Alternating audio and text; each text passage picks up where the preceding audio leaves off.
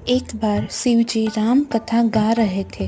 तभी माँ पार्वती वहाँ आती है। माँ उत्सुकता से राम कथा सुनना चाहती है। शिव जी प्रसन्न होकर माँ को राम कथा कहना आरंभ करते हैं। माँ ने तो सिर्फ अपने आप को निमित्त बनाया हुआ है, सच में तो वो दोनों सर्वज्ञ है। बस इसी तरह दोनों जगत को राम कथा सुनाना चाहते हैं। त्रेता युग चल रहा है, सतयुग खत्म हो चुका है। मानो सतयुग खत्म होने के साथ साथ शांति भी जगत में खत्म हो चुकी है। मानो मनुष्य पृथ्वी पर राक्षस कुल के अधीन हो चुके हैं। इंद्र आदि देवता भी मनुष्य की रक्षा नहीं कर पा रहे हैं। राक्षस राज रावण की आज्ञा से राक्षस मुनि तपस्वी को यज्ञ नहीं करने दे रहे हैं। तपस्वियों का तप भंग कर देते हैं। यज्ञ बंद हो जाने के कारण देवताओं को यज्ञ भाग मिलना बंद हो गया है, जिसके कारण वो शक्तिहीन हो रहे हैं। दूसरी तरफ राक्षस दिन ब दिन शक्तिशाली होते जा रहे हैं। राक्षसों ने कड़ी तपस्या करके ब्रह्मा आदि से बड़े शक्तिशाली वरदान प्राप्त कर रखे हैं। इसी बल के कारण देवता कई बार राक्षसों के हाथ से पराजय पा चुके हैं। अब पृथ्वी भी त्रस्त हो चुकी है। वो आर्तनाद करते हुए प्रभु के पास पहुंचती है। साथ में देवता गण भी हाथ जोड़ के खड़े हुए हैं। सभी की बस एक ही प्रार्थना है, प्रभु हमें इन राक्षसों से बचाइए।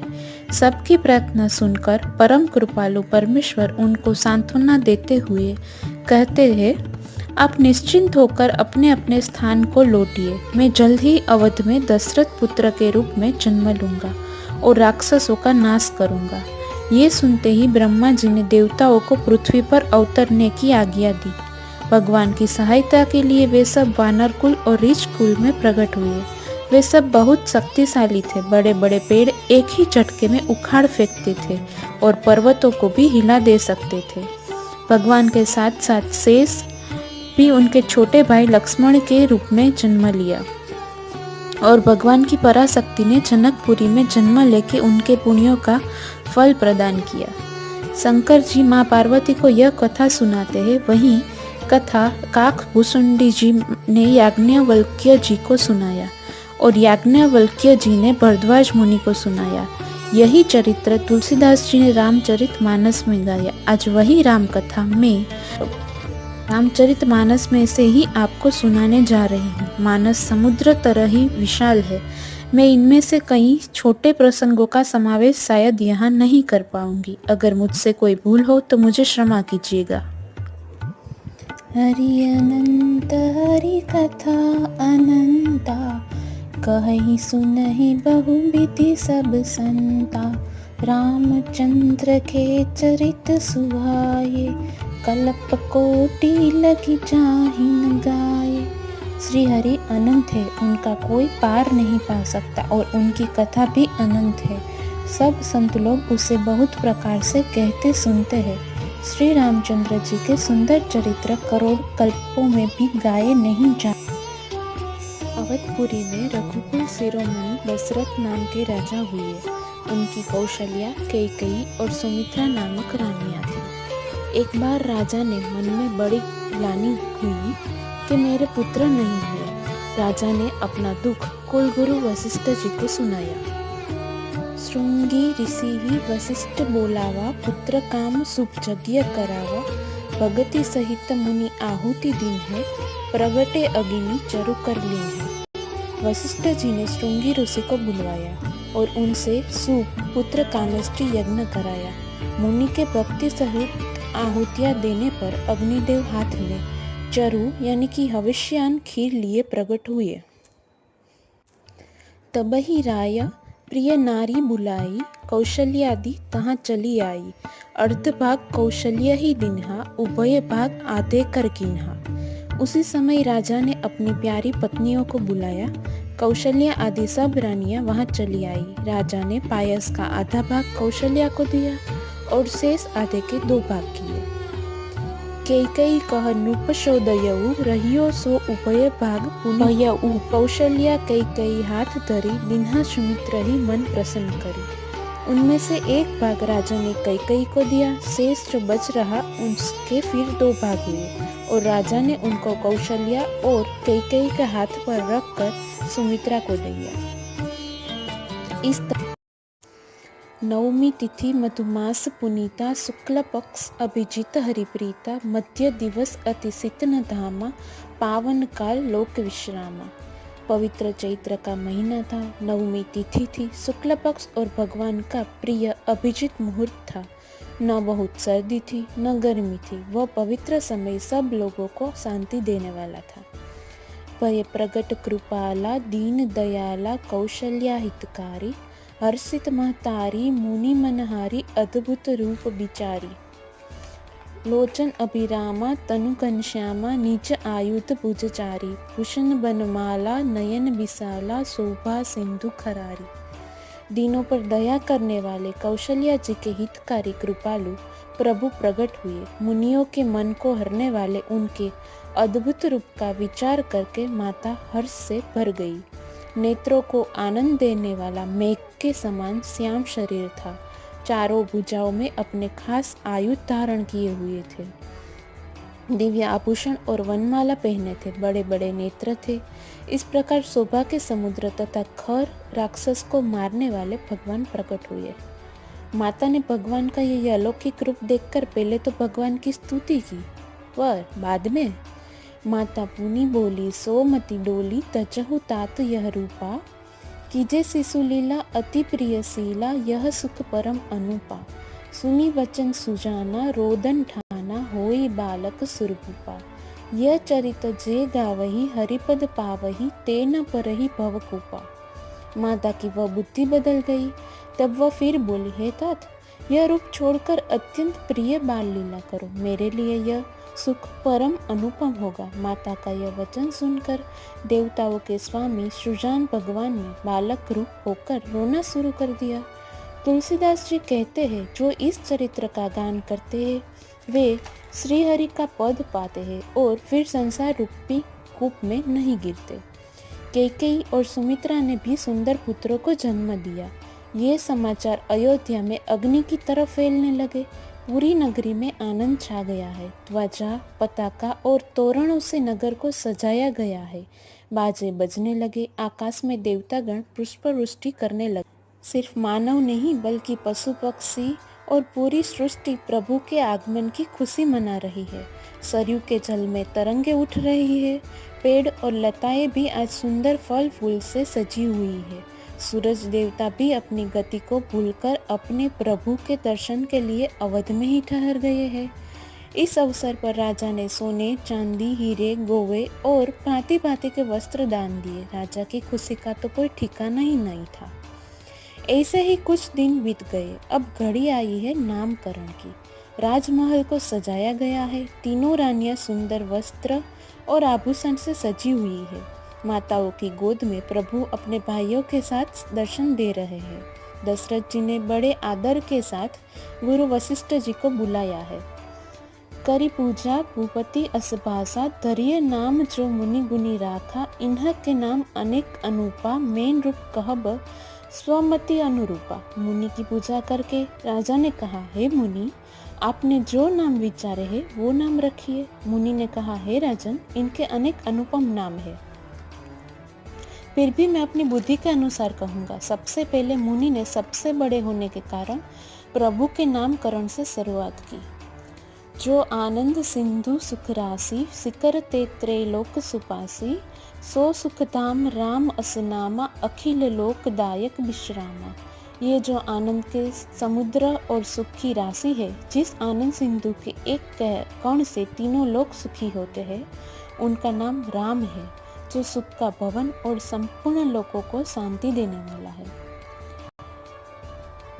विश्व भरण पोषण कर जोई ताकर नाम भरत अस होई जाके सुमिरन ते रिपुनासा नाम शत्रुहन वेद प्रकाशा। फिर मुनि ने रानी कैकेयी की गोद में सोए हुए राजा के दूसरे पुत्र का नाम रखते हुए कहा, जो संसार का भरण पोषण करते हैं उनका नाम भरत होगा। फिर गुरुवर ने रानी सुमित्रा के बच्चों के नाम रखते हुए कहा, जिनके स्मरण मात्र से शत्रु का नाश होता है उनका वेदों में प्रसिद्ध शत्रुघ्न नाम है। लच्छन धाम राम प्रिय सकल जगत आधार, गुरु वशिष्ठ ते ही राखा लक्ष्मण नाम उदार। और प्रभु शुभ लक्षणों के धाम श्री राम जी के प्यारे और जगत के आधार है। गुरु वशिष्ठ जी ने उनका लक्ष्मण जैसा श्रेष्ठ नाम रखा। व्यापक ब्रह्म निरंजन निर्गुण विगत विनोद, सो अज प्रेम भगति बस कौशल्या के गोद। जो सर्वव्यापक निरंजन यानी कि माया रहित, निर्गुण विनोद रहित और अजन्मा ब्रह्म है, वही आज प्रेम और भक्ति के वश कौशल्या जी के गोद में खेल रहे हैं। उनके नील कमर और गंभीर जल से भरे हुए मेघ के समान श्याम शरीर में करोड़ों कामदेवों की शोभा है। लाल लाल चरण कमलों की नखों की ज्योति ऐसी मालूम होती है जैसे लाल कमल के पत्तों पर मोती स्थिर हो गए हो। चरण तलों में ब्रज, ध्वजा और अंकुश के चिन्ह शोभित है। नूपुर की ध्वनि सुनकर मुनियों का मन भी मोहित हो जाता है। कमर में करधनी और पेट पर 3 रेखाएं हैं। नाभि की गंभीरताओं को तो वही जानते हैं जिन्होंने उसे देखा है। बहुत से आभूषणों से सुशोभित विशाल भुजाएं हैं। हृदय पर बाघ के नख की बहुत ही निराली छटा है। छाती पर रत्नों से युक्त मणियों के हार की शोभा और भृगु ऋषि के चरण चिन्ह को देखते ही मन लुभ। कंठ शंख के समान उतार चढ़ाव वाला 3 रेखाओं से सुशोभित है और ठोड़ी बहुत ही सुंदर है। मुख पर असंख्य कामदेवों की छटा छा रही है। 2 सुंदर दंतुलिया है। लाल लाल ओठ है। नासिका और तिलक के सौंदर्य का तो वर्णन ही कौन कर सकता है। सुंदर कान और बहुत ही सुंदर गाल है।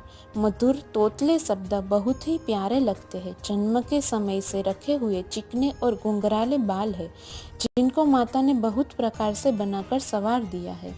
इस प्रकार से प्रभु रामचंद्र जी ने बाल क्रीड़ा की और समस्त नगर वासियों को सुख दिया। कौशल्या जी कभी उन्हें गोद में लेकर हिलाती डुलाती और कभी पालने में लिटाकर झुलाती थी। एक बार माता ने राम जी को स्नान करा के श्रृंगार करके पालने में बुला दिया। फिर वो स्वयं स्नान करके कुलदेवी की पूजा की और नैवेद्य चढ़ाया। नैवेद्य चढ़ा के वो किसी काम से रसोई में गई। वापस पूजा घर में आकर देखती है तो कुलदेव को चढ़ाया हुआ नैवेद्य तो बालक राम आरोग रहे थे। आश्चर्यचकित होकर वे जब राम जी को बोढ़ाया हुआ था वहां गई तो बालक राम तो पालने में सोए हुए थे। वापस जब पूजा घर में गई तो राम नैवेद्य खाते हुए दिखे। ये विचित्र दृश्य देखकर माता सोचने लगी कि ये मेरा भ्रम है कि कोई और अनोखी माया है। ये सोचकर वो डरने लगी। माता को डरा हुआ देखकर प्रभु मधुर मुस्काए। उन्होंने माता को अपना अखंड अद्भुत रूप दिखलाया, जिसके एक एक रोम में करोड़ों ब्रह्मांड लगे हुए हैं। अगणित सूर्य, चंद्रमा, शिव, ब्रह्मा, बहुत से पर्वत, नदियाँ, समुद्र, पृथ्वी, वन, काल, कर्म, गुण, ज्ञान और स्वभाव देखे और वे पदार्थ भी देखे जो कभी सुने भी न थे। सब प्रकार से बलवती माया को देखा कि वह भगवान के सामने अत्यंत भयभीत हाथ जोड़े खड़ी है। जीव को देखा जिसे वह माया नचाती है और फिर भक्ति को देखा जो जीव को माया से छुड़ा देती है। माता का शरीर पुलकित हो गया, मुख से वचन नहीं निकलता। तब माता ने आंखें मूंदकर श्री रामचंद्र जी के चरणों में सिर नवाया। माता को आश्चर्यचकित देखकर प्रभु श्री राम जी फिर बाल स्वरूप हो गए। माता इस रूप से अभी भी डरी हुई है। प्रभु ने माता को समझाया कि आपने जो अभी मेरा रूप देखा उसके बारे में किसी से कुछ नहीं कीजिएगा, कहिएगा। माता ने प्रभु से मांगा कि आपकी भये कुमार जब ही सब भ्राता दिन्ह जनेऊ गुरु पितृ माता। गुरु गृह गए पढ़न रघुराई, अल्पकाल विद्या सब आई। जैसे ही सब भाई कुमारावस्था के हुए तभी गुरु पिता और माता ने उनका यज्ञोपवित्र संस्कार कर दिया। श्री रघुनाथ जी भाइयों सहित गुरु के घर में विद्या पढ़ने गए और थोड़े ही समय में उनको सब विद्याएं आ गई। चारों वेद जिनके स्वाभाविक श्वास है वे भगवान पढ़े, यह बड़ा कौतुक है। प्रभु गुरु गुरु से सारी विद्याएं पाकर राजमहल लौटते हैं और बाद में नगर का कार्य करने लगते हैं। ऐसे ही थोड़ा समय बीत जाता है, तब विश्वामित्र महामुनि ज्ञानी बसहि विपिन सब शुभ आश्रम जानी, जहाँ जप यज्ञ जोग मुनि करही, अति मारीच सुबाहु ही डरही, देखत यज्ञ निशाचर धावही, करही उपद्रव मुनि दुख पावही। ज्ञानी महामुनि विश्वामित्र जी वन में पवित्र स्थान जानकर बसते थे, जहाँ वे जप यज्ञ और योग करते थे, परंतु मारीच और सुबाहु से डरते थे। यज्ञ देखते ही राक्षस दौड़ पड़ते थे और उपद्रव मचाते थे, जिससे मुनि दुखी होते थे। सिर्फ विश्वामित्र जी के आश्रम का ही नहीं, बल्कि आसपास के सारे आश्रमों का यही हाल था। आखिर सबके भले के लिए मुनि अवधपति से मदद मांगने चले। अवधपति ने मुनि विश्वामित्र का बहुत आदर के साथ स्वागत किया और उनके आने का प्रयोजन पूछा। तब विश्वामित्र जी ने सारा वृत्तांत सुनाया और बोले, इसलिए राजन, मैं तुमसे तुम्हारे 2 पुत्र राम लक्ष्मण को मांगने आया हूँ, जिससे मेरा कार्य सफल हो जाए और हम सब ऋषिगण शांति से अपना यज्ञ कर पाए। ये सुनकर राजा का हृदय कांप उठा। उन्होंने हाथ जोड़कर ऋषि से कहा, आप पृथ्वी, गौ, धन और खजाना मांग लीजिए, चाहे तो मेरे प्राण मांग लीजिए, मैं वो भी खुशी खुशी दे दूंगा, पर मेरे पुत्रों को मत मांगिए। वन में बड़े भयानक राक्षस है और मेरे पुत्र तो अभी किशोरावस्था में ही है, वो उन राक्षसों का सामना कैसे कर पाएंगे। मैं अपनी सारी सेना के साथ आपकी यज्ञ की रक्षा के लिए चलता हूँ। तब विश्वामित्र ने कहा, हे राजन, प्रसन्न मन से इनको दो, मोह और अज्ञान को छोड़ दो। तुम्हारे पुत्र राक्षसों का सामना अवश्य ही कर सकते हैं।